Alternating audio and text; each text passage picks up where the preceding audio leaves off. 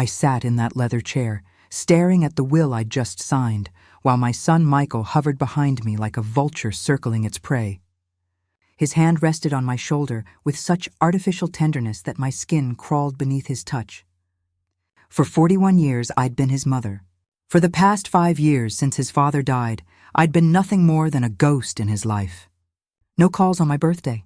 No visits during the holidays when the house echoed with memories and silence. Not even a text message when I was hospitalized last spring with pneumonia. But 3 weeks ago, something miraculous happened. My son suddenly remembered I existed. Stay tuned, because this is a story like no other story that people tell around the internet. It started the day after I mentioned to Margaret next door that I was finally getting my affairs in order. Word travels fast in small neighborhoods, and somehow Michael found out I was meeting with a lawyer. His first call in 18 months came that very evening. Before continuing, if this story is touching your heart, subscribe to the channel and tell us in the comments where you are watching from. Don't forget to ring the notification bell, because every day I'm bringing you stories of women who turn their deepest pain into a new good way of living their lives. The transformation was remarkable. Suddenly, I was his dear mom again. Suddenly, he had time for weekly dinners and concerned phone calls asking about my health, my loneliness, my plans. But mothers know their children better than anyone else in this world. And I knew exactly why Michael had returned to my life. The question wasn't whether he wanted my money. The question was, what was I going to do about it? To understand how I recognized the lies behind Michael's sudden affection, you need to know what came before. You need to know about the 35 years I spent believing that unconditional love meant accepting whatever crumbs of attention he chose to throw my way. When Michael was 6 years old, his father Richard and I made a promise. We would give our son every opportunity we never had. Richard worked double shifts at the factory while I cleaned offices at night after my day job as a seamstress. Our little brick house in Melbourne became a fortress of sacrifice, every dollar carefully counted and redirected toward Michael's future. I remember those early morning hours, sitting at my sewing machine with the kitchen light casting long shadows across fabric scraps. My fingers were always pricked and sore, but I'd work until dawn to finish alterations for the wealthy women across town. $20 here, $30 there. Each payment went straight into the jar marked Michael's Education that sat on our kitchen counter like a shrine to hope. The expensive uniforms for St. Andrew's Grammar School nearly broke us financially. $200 for blazers that he'd outgrow within a year. But when I saw him standing tall in that crisp uniform, his chin lifted with pride, I knew every sleepless night had been worth it. Richard and I wore the same clothes for years. Our idea of a luxury was sharing a cup of tea after Michael went to bed, counting the week's earnings and planning how to stretch them further. We never took vacations, never ate at restaurants, never bought anything that wasn't absolutely necessary. But Michael thrived. His grades were excellent, his teachers praised his intelligence, and he was accepted into university to study business. The day we received that acceptance letter, Richard and I cried together in our tiny kitchen. Our son was going to have the life we'd dreamed of. The first crack in my heart came during his second year at university. I'd called to check on him, worried because he'd sounded tired during our last conversation. His roommate answered the phone and told me Michael was at a party. When I asked him to pass along a message that his mom had called, the boy laughed and said, "Oh, you're the one who sends those care packages." Michael always jokes about his overbearing mother. Overbearing. The word hit me like a physical blow. I'd been sending weekly packages filled with homemade biscuits, warm socks, and little notes reminding him to eat properly and get enough sleep. In my mind, they were love letters. In his mind, they were embarrassments.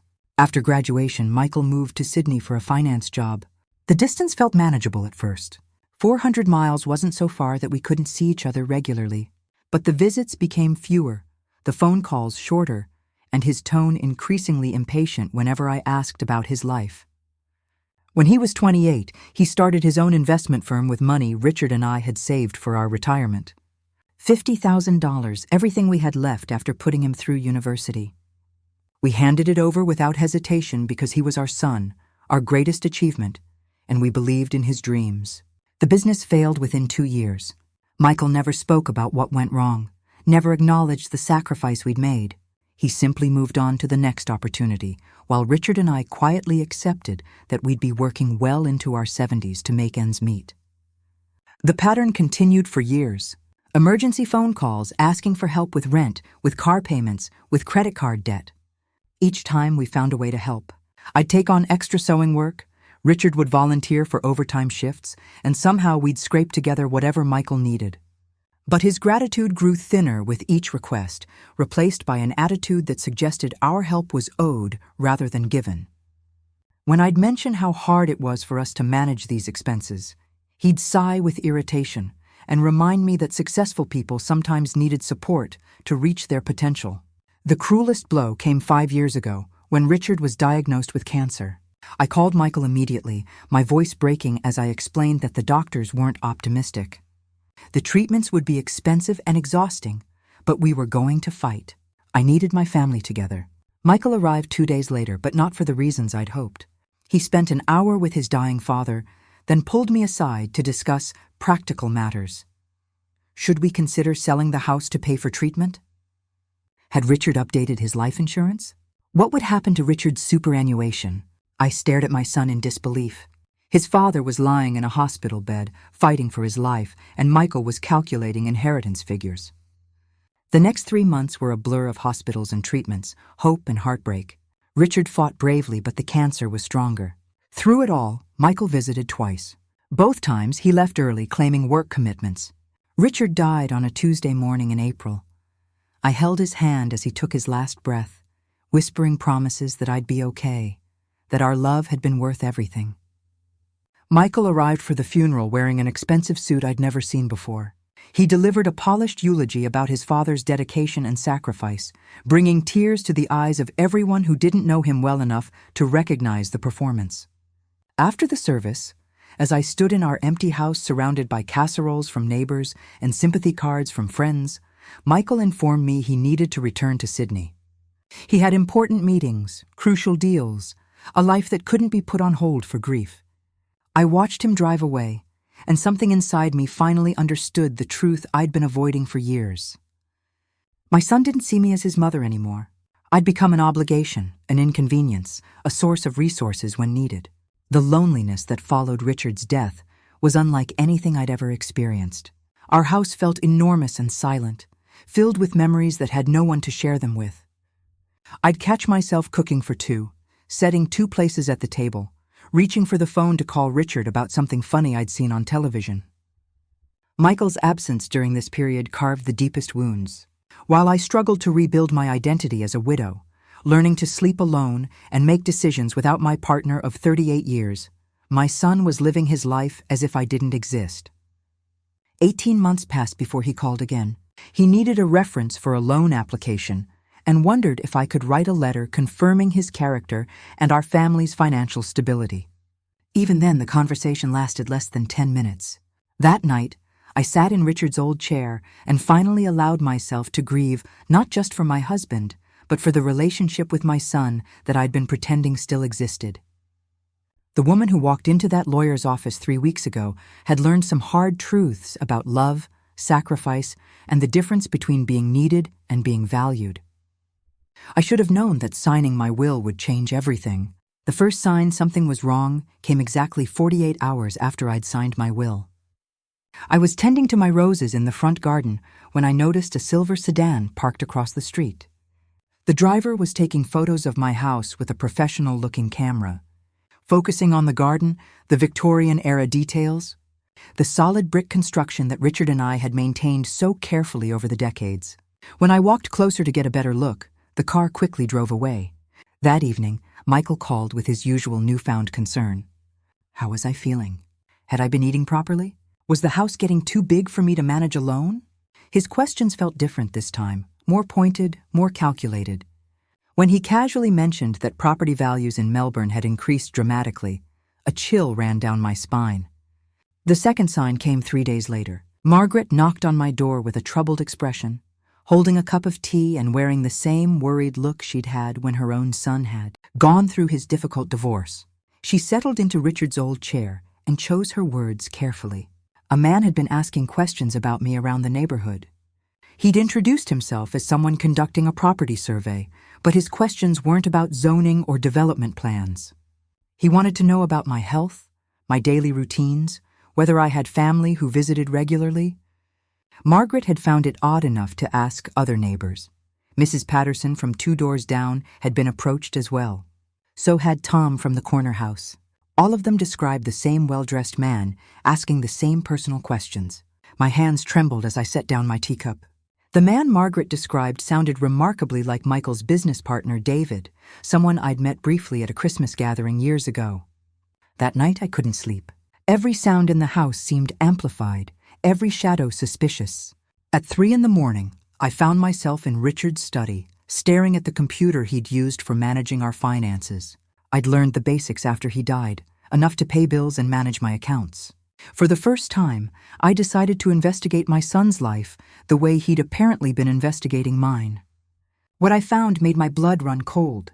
Michael's social media accounts, which I'd never bothered to check before, painted a picture of someone living far beyond his means. Expensive restaurants, luxury hotels, designer clothes, a lifestyle that didn't match the struggling businessman who'd needed loan references 18 months ago. But it was his business website that revealed the most disturbing information. Parker & Associates Investment Group listed Michael as a senior partner in a firm that specialized in estate planning and property acquisition.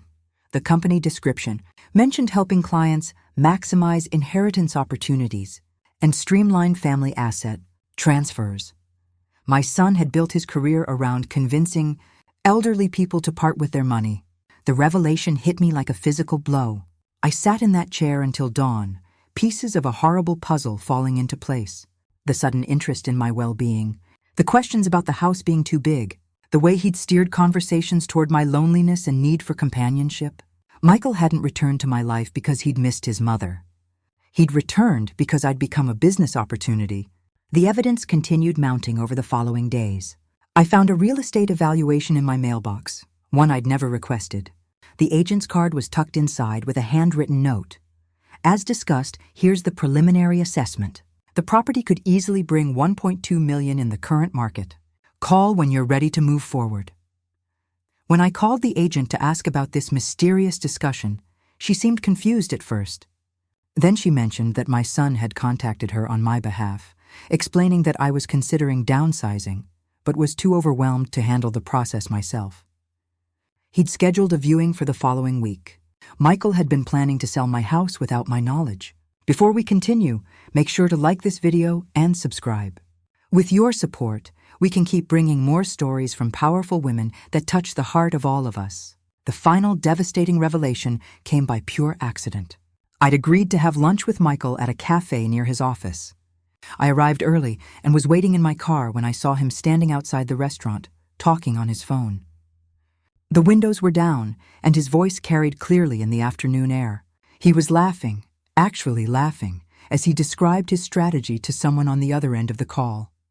The words I heard will haunt me forever. "The old lady is completely desperate for attention," he said with cruel amusement. "She's so pathetic and lonely that a few phone calls and dinner visits have her eating out of my hand. She's already signed the will, and once I convince her to sell the house and move into one of those retirement places, I'll have access to everything." His laughter grew louder as he continued. "She actually thinks I've had some kind of spiritual awakening about being a better son. It's almost too easy. Give her a few hugs, pretend to care about her boring stories, and she'll hand over a fortune without questioning anything."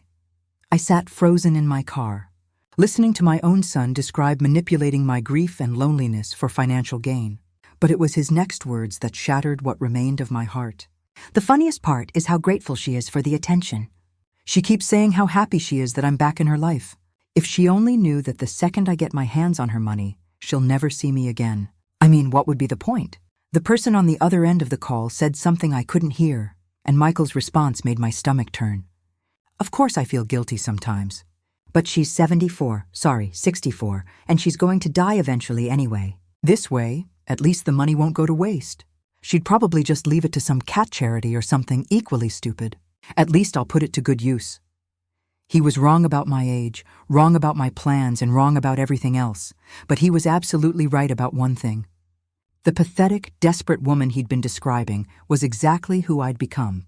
For weeks I'd been so starved for his affection that I'd ignored every red flag, rationalized every inconsistency, and convinced myself that prayers had been answered when my son finally returned to my life. I'd been so lonely, so eager to believe that love could triumph over years of neglect, that I'd made myself vulnerable to the cruelest kind of exploitation. Michael ended his call and walked into the restaurant, probably expecting to find his foolish old mother waiting with tears of gratitude for another precious lunch together. But the woman he found sitting at that table was not the same person who'd been eavesdropping from the car. She was someone who'd finally learned the difference between being loved and being used. Someone who understood that respect isn't earned through desperation, but through strength. Someone who realized that the most dangerous predators are often the ones who know exactly which wounds to press. As Michael approached with his practiced smile and artificial warmth, I felt something I hadn't experienced in years. I felt powerful. The game was about to change, and this time, I would be the one setting the rules. My son thought he was dealing with a lonely old woman who'd accept any scraps of attention he chose to offer. He was about to discover just how wrong he was. Michael slid into the booth across from me, with that same manufactured smile I'd grown to recognize over the past 3 weeks. He leaned forward with practiced concern, reaching across the table to pat my hand. "Mom, you look tired. Are you sleeping all right? I've been worried about you rattling around in that big house all alone." For a moment, I studied his face, the face I'd kissed goodnight for 18 years, the face that had smiled genuinely when I'd surprised him with his favorite birthday cake, the face that had once looked at me with real love instead of calculated interest. "I'm sleeping just fine," I said quietly. "In fact, I've been having very enlightening dreams lately." Something in my tone made him pause, but he quickly recovered. "Well, that's good to hear. I was actually thinking we should talk about your living situation. I know you're attached to the house, but it's really too much for someone your age to maintain. Have you given any thought to those lovely retirement communities I mentioned?" "I have," I replied, watching his eyes light up with anticipation. "I've also given thought to the real estate evaluation that mysteriously appeared in my mailbox." The practiced smile flickered for just a moment. "Evaluation? I'm not sure what you mean." I reached into my purse and pulled out the agent's card, placing it deliberately on the table between us. "Jameson and Associates. Ring any bells? The agent mentioned you'd called on my behalf to discuss my interest in downsizing." Michael's face flushed slightly, but he maintained his composure. "I was just trying to help, Mom. You seemed so overwhelmed when we talked about the house maintenance, so I thought I'd gather some preliminary information. I didn't want you to have to deal with the stress of—" "Stop!" The word came out sharper than I'd intended, cutting through his explanation like a blade. Several other diners glanced our way. "Stop lying to me, Michael." His mask slipped further. The concerned son expression was replaced by something colder, more calculating. "I don't know what you think you know, but—" "I know about Parker and Associates Investment Group," I said, my voice steady despite the hammering of my heart. "I know about your specialty in estate planning and property acquisition. I know about the man who's been asking my neighbors questions about my health and daily routines." Michael's jaw tightened.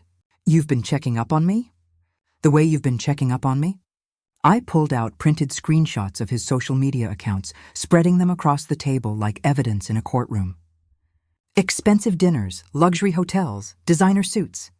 Quite a lifestyle for someone who needed a character reference for a loan just 18 months ago. He stared at the photos, and I watched years of careful pretense crumble in real time. "But you want to know what really opened my eyes?" I continued, my voice growing stronger with each word. "It was hearing you laugh about how pathetic and desperate I am. How easy it's been to manipulate the lonely old lady with a few phone calls and dinner visits." The color drained from Michael's face completely. "You were listening to my phone conversation?" "Every word." I leaned forward, matching his earlier posture, "including the part where you called me stupid for potentially leaving my money to charity. Including the part where you planned to disappear from my life the moment you got your hands on my estate. Including the part where you calculated how long I have left to live." For several long seconds, we stared at each other across that table. The restaurant buzzed with normal conversation around us, Families enjoying meals together, couples on dates, ordinary people living ordinary lives without the weight of this devastating betrayal. Finally, Michael sat back in his chair. When he spoke again, the artificial warmth was completely gone. "So what exactly do you want from me? An apology? Some tearful confession about how sorry I am?" "I want the truth," I said simply. "For once in your adult life, I want you to tell me the truth." He laughed, the same cruel laugh I'd heard during his phone conversation. "The truth? Fine. The truth is that you've been a burden for years. The truth is that every phone call, every visit, every interaction has felt like an obligation I didn't want but couldn't escape. Each word hit like a physical blow, but I forced myself to remain still, to listen.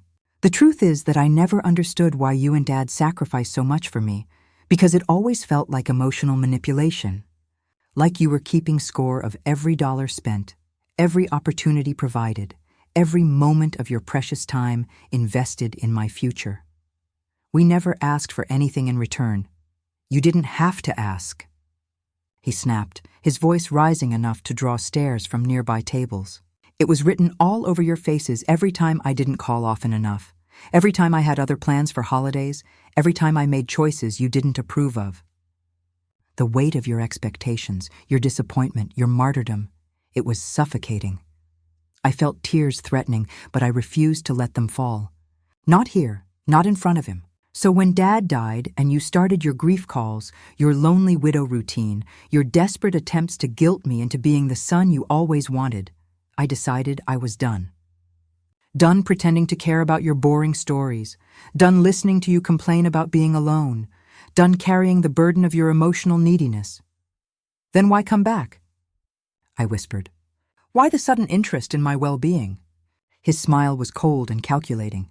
"Because I realized I could turn your pathetic desperation into an opportunity. You were so starved for attention, so grateful for any crumbs of affection, that it became ridiculously easy to position myself for your inheritance. The business you built around manipulating elderly people is extremely lucrative," he finished. "And you would have been my biggest success story. A lonely widow with significant assets and a son who could play the loving caregiver role to perfection." I stared at this stranger wearing my son's face, speaking about my loneliness and grief as if they were commodities to be exploited. "Would have been," I repeated quietly. "Would have been," he confirmed, "because you've obviously decided to make this difficult. So let me be perfectly clear about something, Mom. I don't love you. I don't respect you. I don't even particularly like you. You're weak, you're needy, and you've been living in a fantasy world where your precious son gives a damn about your welfare." The restaurant had grown quieter around us. I could feel other patrons trying not to stare at the woman being verbally eviscerated by her own child. "The only reason I'm here," Michael continued, "is because you have something I want. And the only reason you matter to me is because of what you can provide. So you have a choice. You can continue playing the loving mother role, accept my help in managing your affairs, and at least maintain the illusion that your son cares about you for whatever time you have left." He leaned across the table, his voice dropping to a whisper that somehow felt more menacing than his earlier shouting. "Or you can keep playing detective and destroy even the pretense of a relationship between us. Because I promise you, if you try to interfere with what I've worked toward, you'll spend your remaining years completely alone. No phone calls, no visits, no son at all." I sat in silence for a long moment, processing the full scope of his cruelty. This wasn't just about money. It was about power. The power to manipulate my love for him into a weapon against myself. When I finally spoke, my voice was calm and clear. "You're absolutely right about one thing, Michael. I have been weak and desperate and pathetic. I've spent years accepting crumbs and calling them feasts, tolerating neglect and calling it independence, excusing your behavior and calling it understanding." I stood up from the table, gathering my purse and the evidence I'd brought. "But you're wrong about something else. You think you hold all the power here because you believe I need your love more than I need my self-respect." Michael's confident expression began to waver as I continued. "What you don't understand is that the woman who would have accepted your terms, who would have chosen the illusion of your affection over her own dignity, died in this restaurant today. I placed a $20 note on the table to cover my untouched coffee. Tomorrow morning, I'm meeting with my lawyer to make some changes to my will.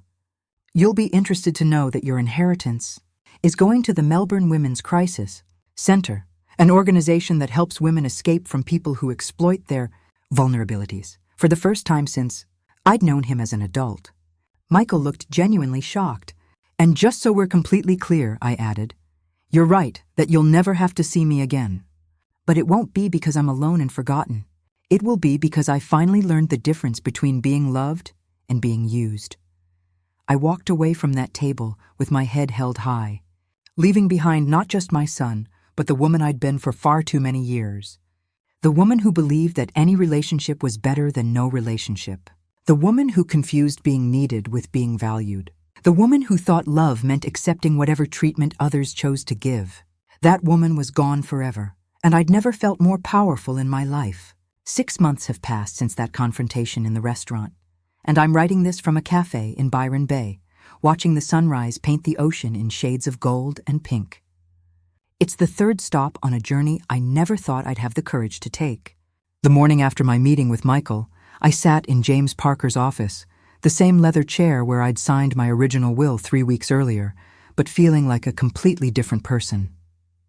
James listened without judgment as I explained what had happened. His expression grew increasingly grave as I described Michael's phone conversation and our final confrontation. I've seen this before, he said quietly when I finished. Adult children who view their parents' assets as early inheritance rather than recognizing them as resources for their parents' security and happiness.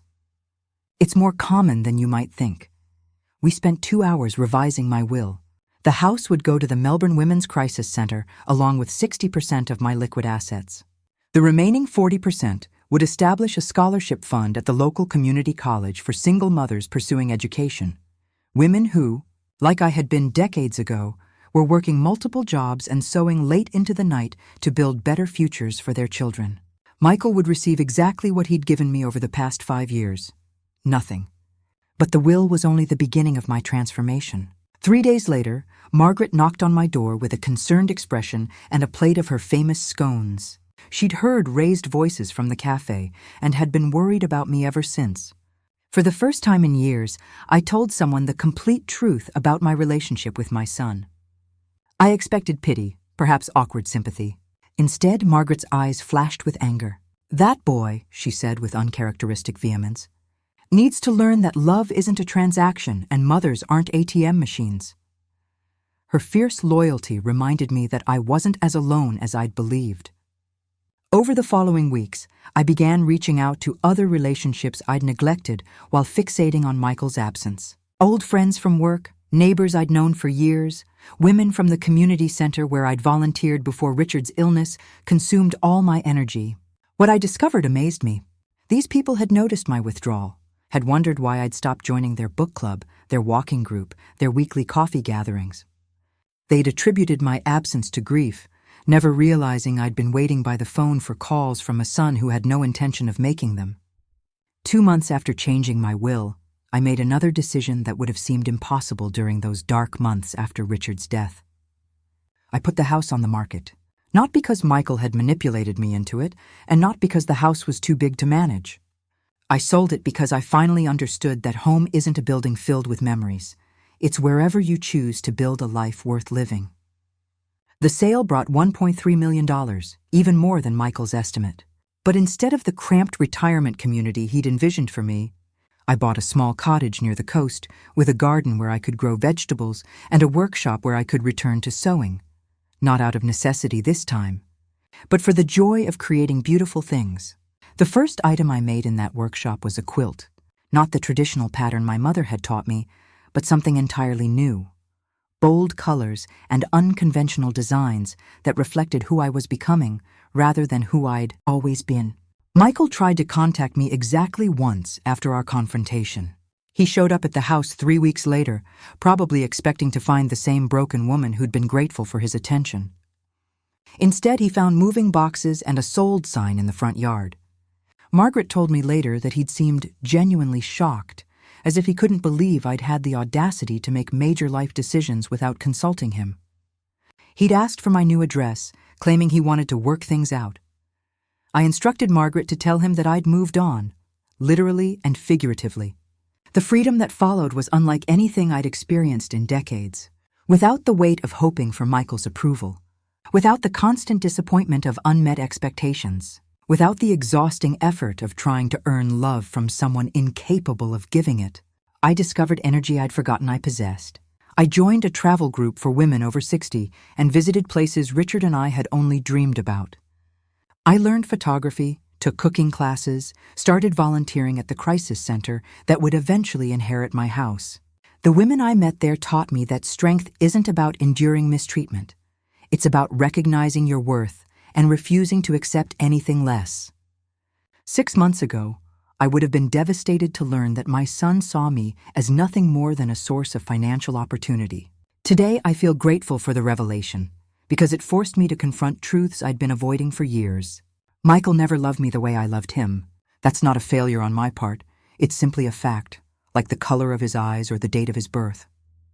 Some people are capable of unconditional love, and others are not. Some people view relationships as emotional investments, while others see them as transactions to be optimized.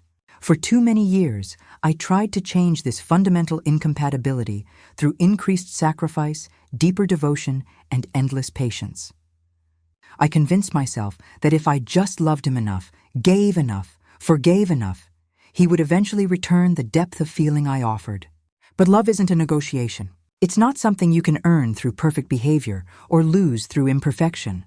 Real love, the kind Richard and I shared, the kind I'm now building with friends who choose to be in my life, exists freely or it doesn't exist at all. As I watch this sunrise over Byron Bay, I think about the woman who sat in that lawyer's office 6 months ago, so desperate for her son's attention that she was willing to overlook obvious manipulation. I feel compassion for her, but I don't miss her. The woman I've become understands that being alone is not the same as being lonely. That dignity is not negotiable. That family is defined by love and respect, not genetics and legal documents. Tomorrow, I'm flying to New Zealand to join a hiking group. After that, perhaps Italy to learn about winemaking. The future stretches ahead like an open road, filled with possibilities I never imagined when I believed my happiness depended on someone else's willingness to love me. I am 64 years old, and I am finally free. If this story moved you, click on the next video that's appearing on the screen now. I'm sure you'll be surprised by this new emotional and heartbreaking story I have right here to tell you.